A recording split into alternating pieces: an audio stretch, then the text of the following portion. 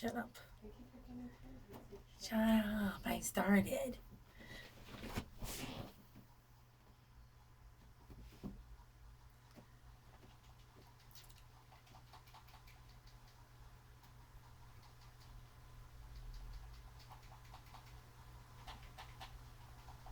Oh, I'm already recording. I can't do it myself. I'm sitting here like trying to get the angle right, and I realized that I'm recording. It's can't get together. Hi, friends. Thank you for visiting my YouTube channel. My name is Melody, and I want to talk a little bit today about understanding how it is that your thoughts create your reality.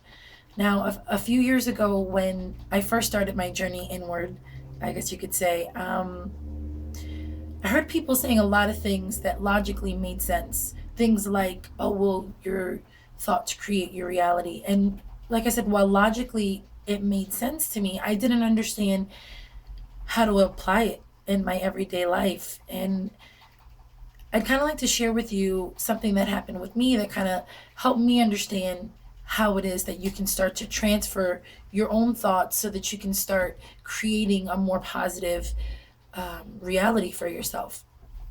So it wasn't like one single aha moment. I studied a lot of different things. And there was a particular paper that I ran across that said healing can only take place when the mental thought patterns and behaviors that are blocking us from the healthy behaviors are transformed. And it makes, again, a lot of sense. But for some reason, when it said the mental patterns are replaced, something kind of clicked. And in my own personal experience, what I've used and what I'll share with you is I started kind to try to take mental inventory of my notes or of my thoughts, sorry, and being more aware of the thoughts that I was having. And it's overwhelming to try to monitor your thoughts because we have, I don't know how many thousands of thoughts in a day, but if you focus and start off with one situation, then you can kind of start monitoring your thoughts there and then starting from that point moving forward. So I, in my past, struggled with addiction. And when I would be having the urges to indulge in certain addictive substances, fighting the urge, my inner dialect was, it was very negative and it was perpetuating me going back to indulging because it was something similar to the, like along the lines of, I can't do this, I need this, I'm going to get sick if I don't have this. And by me saying those things, I was sending a command directly to my subconscious to make that happen, to make it so that I can't do this. Um, and I wasn't able to do it. I wasn't able, while I was having those thought processes, to move out of the mind frame of addiction. So I chose that as my immediate thought to focus on. And when I would have those urges, I created a new escape for my thoughts. So I created a new pathway for my thoughts to go because all thoughts are energy. Everything is energy. So if you don't provide some type of release that's different from the one that you're already having, you're going to have the same results. So instead of saying, I can't do this, I started forcing myself to say, I can do this. So then I went from, I can do this to, I will do it. And then I did do it. And now I am free of those things. So essentially, by me changing my thoughts, by me changing from I can't to I can, I created a new path in my brain for that energy to flow instead of I can't and then rolling into all of the situations that come with that.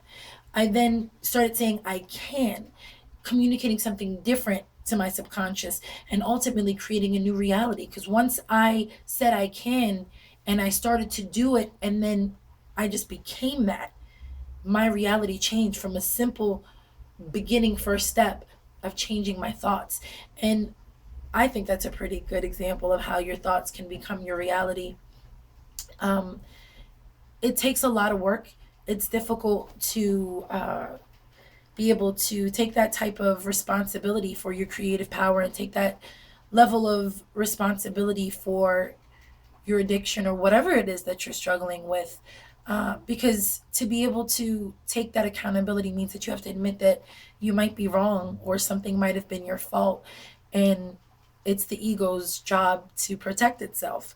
Um, but you're not helping yourself. You have to go through that pain to really be able to transform into something different.